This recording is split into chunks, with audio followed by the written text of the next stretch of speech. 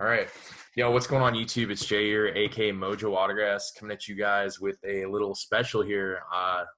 I'm doing a live interview here with the Thepryancollection on Instagram. He's an autograph collector, card collector, and here he is. So what's up, man? How you doing? Hey, great, Jay. Thanks for having me on your YouTube page. It's you always have great content, so it's a real thrill and honor to be on here. Oh man, thank you so much, man. You've done a lot for the community. I love your pack breaks, your insights on card collecting and autographs, and your business and business model. You really practice what you preach, and you're passionate about this thing. And I love that because I relate to that. So that's awesome. You've been around this industry longer than I have, and I think people need to know who the heck Patrick Ryan is because you got some great insight. When did you start doing autograph collecting and card collecting? Well, so it started with cards about 33 years ago.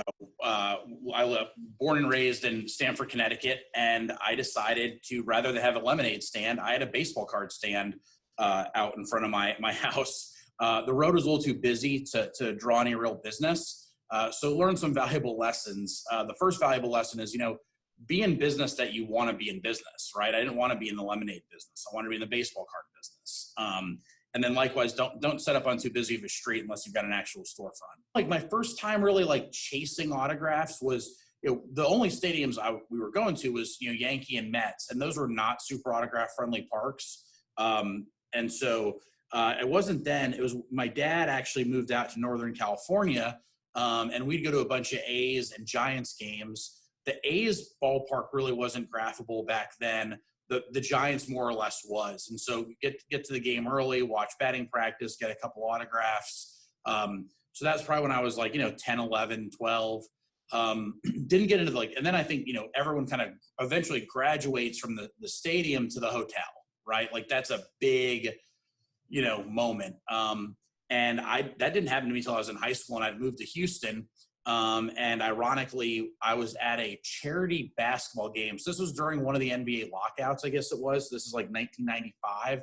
Yeah, that's when so 1995, there was a labor lockout in the NBA. So all the NBA players were playing like a pickup game at the University of Houston. And it was some pretty big names. And so went to the game, had a bunch of 8x10 photos that I tried to get signed. And I did okay. I went with one of my friends, my best friend, Aaron.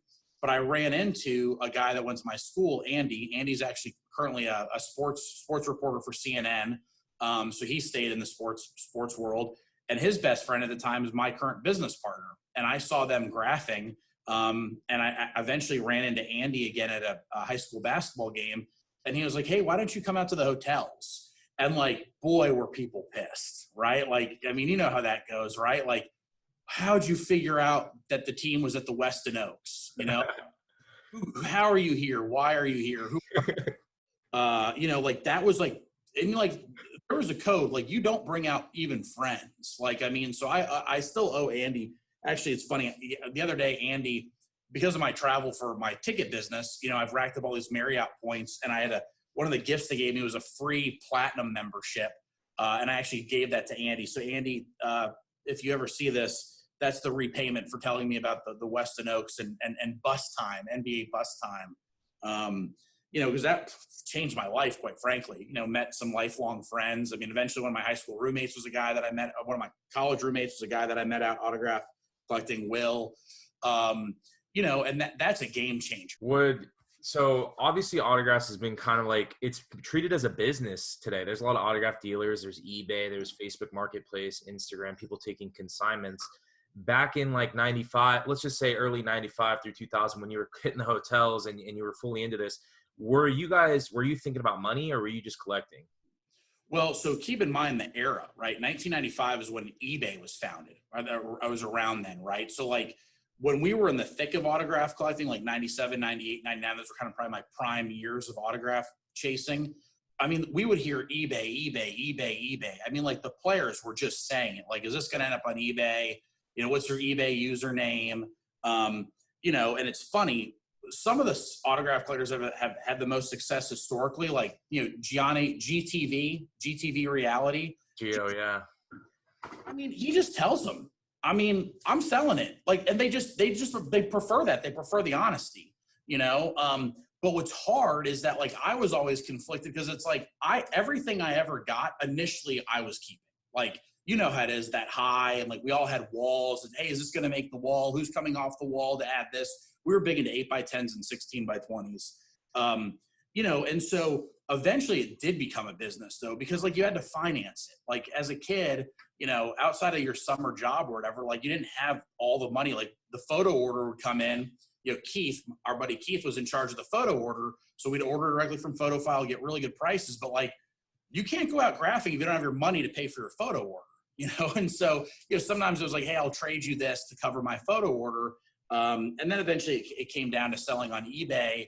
And then like, I guess I was in college where we started making really specific like trips to go autograph collecting. Something that we learned early on was that the college market was untapped. So my buddy was the first person to ever sell a Chris Sims signed Texas Longhorn mini helmet on eBay. I was the first to ever sell a Roy Williams. I was the first to ever sell an Adrian Peterson.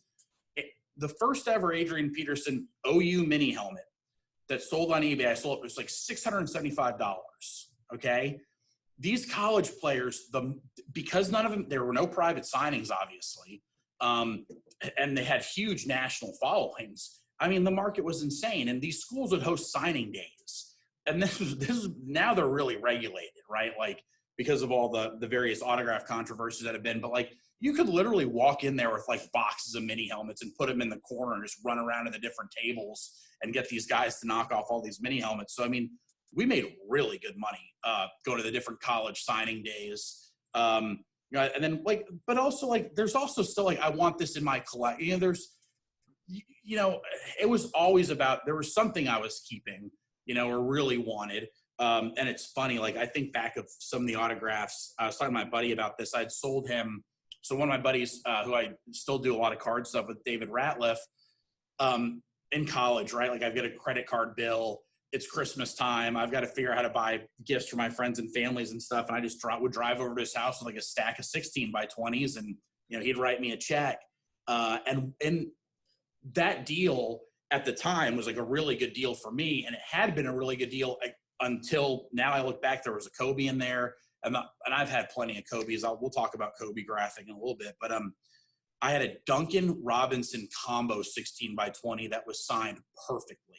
And I would pay $2,000 to get that thing back just because it was the one that I got, right? So like my stance was like, if I got Dan Marino as a kid and I sold it. Well, I was like, hey, I'm gonna rebuy a Dan Marino. I got him once. It's not the item that I got myself. But you know, that's okay. I got him at one point myself, but now it's like, I really wish I had some of the stuff that I got myself signed. You know, so some regrets there, but generally it was really good business. The biggest, so then when I was in college was when Lance Armstrong was on top of the world. So my buddy and I would just go out and rack Lance Armstrong. Like we showed up to this like book signing, and they're like, hey, due to time constraints, Lance can only sign 3 items a person, and he can't personalize. Dude, we got post office priority mail envelopes autographed because we'd run out of stuff, because we'd run the line like 10 times. We were getting envelopes signed that we were then selling for $250. So at one point I'd sold probably 40 or 50 Lance Armstrong autographs on eBay, and all of it with perfect proof pics, like, you know, like the real proof pics, like that item getting signed. I actually recently made a donation to the Lance Armstrong Foundation. Like I have gone back and done that. So guys that I made a bunch of money off of, I'll come back to one of the bigger scores, but I've gone back and taken care of these guys as my career was afforded me the opportunity to take care of the guys that helped me get through college. So I had a church reach out to me from Switzerland, and they're like, hey, we were given this Lance Armstrong signed jersey for a charity auction. Can you authenticate it for us? And I'm like, I'm a 19-year-old idiot at the University of Texas. I was like, I don't think I don't have the capacity. I don't even know how I would do that. They go, you've sold more real Lance Armstrong autographs on eBay than anyone else. Can you just give us your opinion if you think it's good or not? And I gave my opinion. It looked good. So, so Lance was a big score. And then the biggest score And this is funny. So Palm Beach Autographs, they're still in business. There were two partners and they split off. And I don't remember which guy was on this trip, but they would hit up all the college football like training camps at the kind of like the spring training camps before the kids would break for summer. And they'd get 8x10s and mini helmets signed. And so they were on a little road trip. And I'd done some business with them at some point, sold them something. And so they say, hey, we're coming to Austin. Can you help us figure out like where the players come in and out of? Because if you've never graphed a college campus before, I mean, college campuses, athletic halls, they're huge. And there's like 18 different entrances and exits. So if you don't know where the player's dorm is, you don't know which exit they're going to take out of the athletic complex. I was like, yeah, sure, I'll come down and hang out. And, I don't need any stuff. I'll help you get some stuff signed. And I said, hey, guys, next week is the Colonial, the golf tournament, and Annika Sorensen's playing in it. It's the first time a woman's ever played in a male PGA event. I'm going to go down there and rack. You guys should come. And they're like, no, that's stupid. That's ridiculous. And I was like, all right, whatever. And so my buddy Will, and I also Will, one of my good friends, I remember his first day at the hotel. Oh my goodness, the bullying, more or less, man, that'll toughen you up. But became a really good friend. We were going to Destin to see my folks, and on the way to Destin, we went to Fort Worth to go to the Colonial, and we bought these flags, and we probably got 10 flags signed, and then a bunch of other just random stuff. A bunch of like, she was on the cover of the program and all this other promotional stuff. So we stopped off like at Kinko's on the way to Destin, uploaded pics of all this stuff. We put some Buy It Now. So we did like 5 of the flags at auction and 5 of them at Buy It Nows. The Buy It Nows all got hit at $350 immediately. And what's funny is this is before email was on your phone. So my other roommate, we said, hey, can you watch this stuff on eBay? Because we knew it was how high profile it was. Back in the day, it was really easy to get people's phone numbers off of eBay. Like you could just do a simple request or something. So I was like, they're going to call the house, because that was where the eBay account was registered, to my college apartment. And he's like, the phone is ringing off the hook about these things, And we immediately like took down all the rest of the Buy It Now stuff. A couple of the auctions got up to $1,200, $1,500 for Annika Sorensen flags. PayPal called me because I had like $25,000 in my PayPal account, and that was unheard of because I was always just selling onesies and twosies stuff. So like I had a freeze on my PayPal account. I mean, that was a big hit. And it's funny, like I texted the Palm Beach guys, like, did you see the score? And they're like, you guys made more money of one day of graphing a golf tournament than we made on our like 2-week-long journey through the Southeast getting college football players. So sometimes you just got to think like, have a marketer's perspective on stuff, right? Like if something's on the news, like nonstop, it means it's a big deal, even if it's just a big deal for, that moment. What are some of the mistakes you made, and like, what did you learn from them through like collecting autographs? I think one of the biggest mistakes I made was the 16x20s were just stupid. Like, there's just a caliber of player should be on a 16x20. Darius Miles and Quentin Richardson didn't as popular as they were. I mean, Jason Richardson. I mean, they were expensive. You had to carry them around. We looked like idiots walking through the mall and through the hotels with these 16x20 boxes. So I wish I would have done more cards. Like we used to make fun of there was Sweaty Armpit Man. People get nicknames. We had Sweaty Armpit Man and we had NBC Hat Man, and they're big. And we're like, you're putting Kobe on a card? Oh my gosh. You're putting Iverson on a card? Like, what's wrong with you? And it's like, some of the players that we were putting on, I wish I had a little binder full of signed cards. I do collect signed cards now, signed rookie cards. So like, I wish I had more cards. I wish I would have gotten more of the coaches. I wish I would have gotten more owners, because they're now the people that I really look up to. Sports Illustrateds are completely underrated items. Like anytime I bring out my box of signed Sports Illustrateds for like, just, call them like a secular person, someone who's not in the hobby. That's the thing. Like, that's often the thing that gets their eyes to light up the most. Signed Sports Illustrated, because, the Sports Illustrateds are capturing a real moment in time. So that's probably the biggest regret, is not doing more Sports Illustrateds, just because you can put them on a wall easily. You put them in a box and flip through them easily. That's probably the best unilateral item to put someone on. And so, we were talking before this about, I participate in a lot of private signings just because it's easier than kind of doing the chase and stuff. Also, some of the retired players, just where would you see them? Like at Denny's or something, right? Like, I don't know where Dave Winfield hangs out. Where am I going to see Dave Winfield? But I want Winfield to sign cards and stuff. But when I travel for business, there's times where I can coordinate my stay with where the teams are staying. And because I'm a guest at the hotel and I'm wearing a suit, I can sit in the lobby and no one's going to say anything to me. And like, I have like a little leather portfolio, and a Sports Illustrated fits in there perfectly. And so I do in lobby autograph chasing when I have time and things overlap or whatever. And it's just funny how different it is when they're like a guy signing for someone like older, like me, in a suit in the middle of the Ritz-Carlton. Like, they don't know. They might think I'm like, they don't know who I am. They're not going to say no. You just don't get told no a lot when you're in a suit in a hotel lobby. And so when it was time, when Messi came to Houston a couple of years ago, I mean, it was a no-brainer decision. I wanted that awesome SI from the World Cup that he was on signed. That was an easy decision. People are like, well, why not jerseys? I was like, because this won't get messed up. It's not a lot to carry around. So Sports Illustrateds for sure are an item that I think we kind of underappreciate. Did you end up getting Messi? Yeah.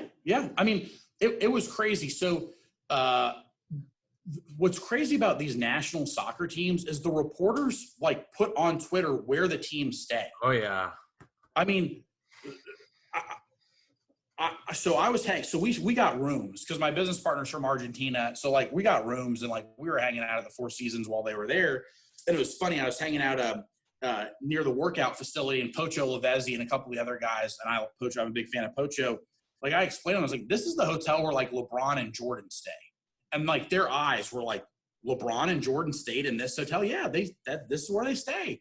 And they couldn't believe that because like they know they're big, but they still think of those guys as bigger. And I was like, yeah, when like LeBron's here, there's like 15 people waiting outside, and there's like 1,000 waiting for you guys. Like they couldn't believe it that like LeBron could stay at a hotel and there'd only be 15 people. I was like, well, he doesn't sign. He doesn't take photos. So like people just don't go out for LeBron anymore. I mean, I don't think they picked up on that nuance, but like they were amazed, So we had rooms and we were in the lobby, and I mean, he came in, I guess he was on a separate flight from the rest of the team, and he came in and there were cameras flashing and stuff. And my business partner said, hey, Leo, and he came right over. I mean, it was only the two of us. And like we watched like foreign news that night, and you could see us getting Messi's autograph and stuff. That's funny. Do you think autograph collecting, not cards, but I guess the hobby as a whole, maybe, do you think it consumed a lot of the like time that you invested into it? Did it consume too much time at some points in your life? Yeah, definitely. I mean, there was a weekend I remember where like the Cardinals were in town, like the St. Louis Cardinals were in town, and overlapped with like the San Antonio Spurs being in town. Oh, wow. And then the Seattle Sonics being in town, like when they had Peyton. And Duncan was like, Peyton and Duncan would sign, but they were hit or miss. So you really had to put in a lot of time to make sure you were there the time they chose to pick up a pen. And like, I just remember like being so exhausted because we were graphing the Cardinals because they had other players. I think JD Drew was a huge deal, when he got called up. So, I mean, I literally think it was like 3 straight days of graphing from like 6 a.m. to like literally 2 a.m. And like, I just remember how dog tired I was at school the next week, and I guess it was my senior year, so it didn't matter that much, but I was like, that's crazy that like 3 days like that would wipe me out for an entire week. So I started being more conscientious of that. But also like, look, I was making money. I was safe, like my mom knew where I was, and I had friends, and, so it kind of just combined a lot of, different things, but it was consuming. But, it's kind of like, it's okay to be consumed by something as long as it's not a disruptive habit, more or less. And like, we were talking about this just before we got on the interview, is like the lessons that we learned, right? Like the first, like there's 2 big aspects of being a successful autograph collector. The first one is you've got to be you've got to think. Like, you've got to really think through, like, the charity events and stuff, right? Like, obviously we know how bus time works. We know how batting practice works. But, like, when there's, like, those charity events where, like, 2 or 3 really big guys are showing up, like, when are they going to come? When are they going to leave? What door? What's going to be the right approach? You've got to kind of think through a lot of different possible scenarios. And then the other thing is you've got to be quick-witted. You know, I mean, the best autograph seekers are the ones who are either make the player laugh or have something witty to say. I mean, it's awkward. Like, if you take a step back and, like, you see these, like, people, and, like, oftentimes they're not even saying thank you or please. It's like the silent, weird exchange. The zombie, they're just putting the baseball in the player's face. It's so inhumane. You know, it's like, so saying something funny, or even saying, hey, like, I saw you're at bat last night, man, that was a pretty nasty curveball. Or, I mean, adding any sort of context that you actually follow this person's career, or, hey, you went to high school at so-and-so, like, anything to, like, yeah. You know, but please sweet spot it, please, same pen. Yeah. Oh my gosh. Oh my goodness. Time for the kid. You know. Yeah. Oh, can you sign it too, Pat? Oh, you know, like, I mean, like, say something funny. You know, one of my better moments was and, like, that's just in life. Like, if you're dealing, like, with a grocery store clerk who's having a bad day, being able to say something quick-witted, like, it brightens their day, and then you get better service. Or, like, when you're on the phone with customer service at AT&T, like, asking what their favorite player is. You know, like, start the conversation that way. I mean, you get better service if you're just willing to, like, add a little bit of humanity into the conversation. You know, and so, like, when players would say no, having just a quick, you know, rebuttal would be, you know, important. And so doing some research, you know, like, where are they from? What do they like? Who are their favorite players? You know, something none of us did enough of is, like, researching who someone's favorite player is and, like, bringing them something of that player. Just to, hey, just thought you might like this for your collection.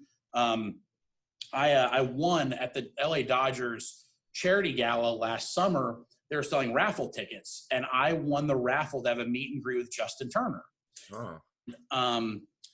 So I did some research. He said his favorite player was Pete Rose. Well, Pete Rose is represented by Ryan Fitterman here in Houston, who's a really good friend. And so I had Pete make a video for Justin. And it's like, hey, Justin, you know, I'll see you in the World Series this year, but you better win it this time. I'm rooting for you. And got Pete to personalize a Sports Illustrated to him. And so when I meet Justin Turner, and, like, firstly, the Dodgers Foundation, the person who coordinated the meet and greet, like, afterwards, she was like, that was so much better than all these things because no one's talking, you know? And so poor Justin, who does all those charity requests, he's a true hero. You know, he is trying to carry on the conversation. So you walking up, and I had to sign Sports Illustrated. I was like, you said he's your favorite player. So I got him to sign the Sports Illustrated. He's like, eyes light up. He's like, this is so great. He's like, oh, and I've got something else. And I showed him the video, and he was floored, you know? So, like, if you're planning on having some level of engagement with a player, maybe it isn't a situation like that, or it's at a nonprofit event, or even bus time, you know, people like gifts, you know, even if it was just a card, like if someone says, oh, my favorite player is Oscar Robertson, and you say, hey, I had an extra Oscar Robertson card for your collection. You know, we just didn't think enough of that, but it works. You know, gift giving is a great way to break the ice and build some rapport. And also the other thing too with the autographs that we didn't do enough of is we didn't have cameras on our phones. I mean, so we were buying those, like, yellow throwaway Kodak disposable cameras or whatever, and, like, one of us would be in charge of having it and taking it to the Walgreens to get developed. So, like, now, depending on the situation, you know, I think photo ops are, like, way cooler. You know, I mean, like, because you can generally buy these guys autographs, but sometimes doing the photo and getting the autograph. I mean, my favorite autograph experience was with Kobe. It's 2001 or it's 2000. And I'm home from college for Christmas break, and there were only, like, 5 of us out at the hotel. And it was, like, the night before the game, and he came out, signed all of our stuff beautifully, and we all got photos, you know, and, like, when you get the autograph and the photo op, and then it's a guy like Kobe. Now, keep in mind, though, he'd only been in the league 4 years. He was only 2 years older than me, you know, so it just felt different. You know, it was like he was kind of like hanging out with us a little bit, you know. So the photo op signature combo, now that's a big one.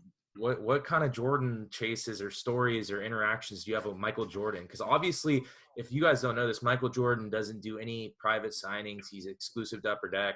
But Patrick has had the chance to meet him throughout the years when he did play and through golf tournaments, I'm sure. So what kind of Jordan stories did you have?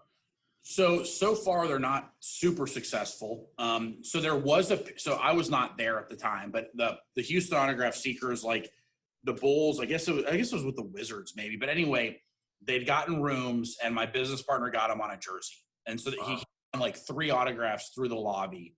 And my business partner got one. And so like, look, you get Jordan, that's a different level of autograph seeker, right? Like he's one of the biggest. And like the golf tournament ones, those count, right? If you made the effort and you managed to get Jordan in the golf tournament, I never went out there and did it.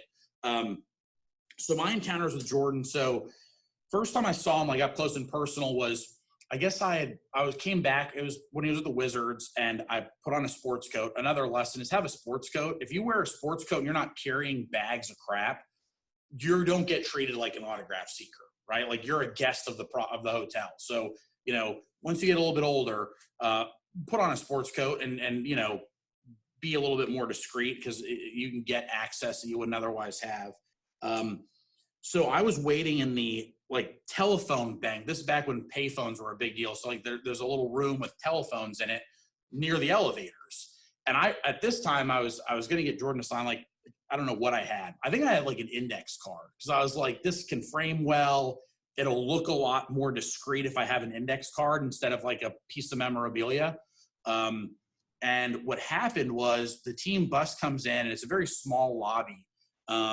And I got nervous because I was like, if I pop out of this telephone room, it's going to startle someone, right? So I just watched them walk by, right? Like I was I know that feeling. But I don't regret it. Like there's times where I've regretted it, but I was like, this would have been a bad situation. This could have been really bad. I'm in place, no doubt. And then I've learned part of his routine during summer league in Vegas. And so we do work with the Charlotte Hornets. And so we've gone out there as like corporate partners of theirs a couple times. And one time I just did not have my A game on me. I didn't really say anything. A security guard basically just told me to go away, but it was me and Jordan in an elevator bank, and I got real nervous. The next summer though, I was wearing a Charlotte Hornets shirt and I was like, hey, thanks for having us out here. And he was with his wife and he was holding a bag of food, but he came over and shook my hand. And I was like, man, I don't know what to do in this situation. Cause like now it's become kind of it's like more of a corporate thing. And like, it would be kind of inappropriate to use that corporate relationship to like finesse an autograph. And so I said, hey, we're going to dinner tomorrow night with the team president. And I was like, you should come. And he's like, haha, I might. Oh my gosh. But yeah, he shook my hand. I mean, so like that was like more human. Like the fact that like, I was a corporate partner, like the 76ers one's probably the best one. Cause it's more of like a cocktail party atmosphere and the players are kind of walking around. And like, what's nice is as an adult, and one thing to maybe strive for in people's personal careers is being in a position to be able to pay for and go to these events. Like, I as a kid would do the math and be like $1,000 go to the San Antonio Spurs Tux and Tennies. Like I can't get $1,000 worth of autographs. That doesn't make sense. But now I'm like, that's awesome. Like I got my priceless. Yeah, it's like I got and there I like getting cards signed, and so like Allen Iverson, Dr. J rookie cards getting signed, photos with Ben Simmons. The best thing I got out of one of those galas was like Meek Mill performed because he's tight with. Oh yeah. And I was actually nervous. My business partner went up to Meek and was like, this is my business partner, Patrick. Like, he really likes you. Like, he was like, and I told Meek, I was like, I followed you on Twitter when you had 20,000 Twitter followers, I really do like Meek Mill. And so he performed after he came off stage. I was like, hey, can I get your hat? And he's like, sure. And so I've got Meek Mill, so like, that's cool. So the 76ers was cool. Their event's super cool because like they make it clear that the players are there to mingle, but also like Joe Schmo is not in that thing.